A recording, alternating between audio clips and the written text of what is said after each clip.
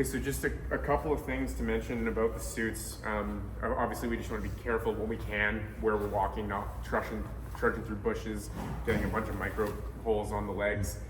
And then, of course, if it's the winter time, we're outside, often the zippers and buckles can freeze. And so we may actually have to go into a warm space, a warm environment where we can actually thaw out for a little bit, or maybe get sprayed with some water in a warmer area to thaw the suit out so that we can actually open it off and doff it correctly. These zippers can start to stick over time, and there is specific lubricant for these plastic zippers that you can get. It's always good to apply that certainly after every use, especially if our gear is sitting around, not getting used a whole bunch. And then you'll notice too that as you start to take the suit off and you've been sweating, the latex gaskets can actually get quite sticky and stick to your skin. So we just want to make sure that as we doff the suit, that we're not just kind of reefing our arms out of there, but we're making the effort to get a couple of fingers underneath the gaskets and kind of work them delicately away and over our hands, over our head. You can, and I see that these have actually been trimmed a little bit along the edge, which makes them a little looser sliding in, which is really nice. When I was putting this one on, it slid right on. And then again, because these suits sit around, it would be best practice to treat the gaskets with a protective product called 303 after each use, which just helps from the latex breaking down from both just time and the effects of UV. You'll see old gaskets when you go to stretch them. You can see all kinds of little micro tears, and you know that they're about to go when you get to that point. But doffing the suit, actually one other thing on gaskets, in the moment too, if you're ever at a call and you're sliding into the gaskets and you tear a gasket, if you have some tape nearby, it doesn't mean you have to get a whole new suit.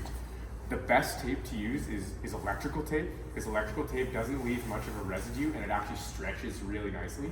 So you could put a 3-inch tear in a neck as you're sliding in. If you have duct tape will work, but the best is electrical tape. You can go around, fold the latex over, and then get someone to go a bunch of laps around your head with the electrical tape. You can then stretch the electrical tape out to a point where you can breathe again, and it'll actually be a really effective way of sealing the gaskets in a pinch as well.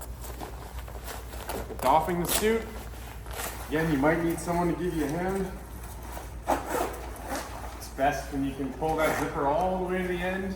It's just the opposite steps. You're going head first, taking the time to get my hands under that latex gasket,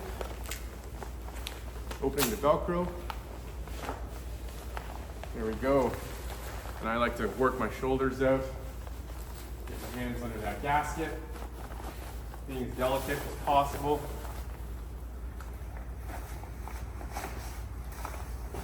And now from this point, we can finish doffing the suit, or if we're maybe a team that, or if we think there's a chance we might have to get back in the water later on.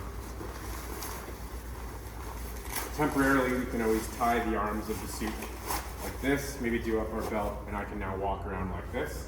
However, this is a great risk for the water. I would never go into the hot zone in setup like this in my suit, because if I were to end up in the water, there's a chance that the bottom of the suit could fill, rendering me immobile, and in some extreme cases has been a contributing factor to someone getting stuck and drowning in the water. So if you're gonna be like this, just be conscientious that we want to stay back from the river's edge.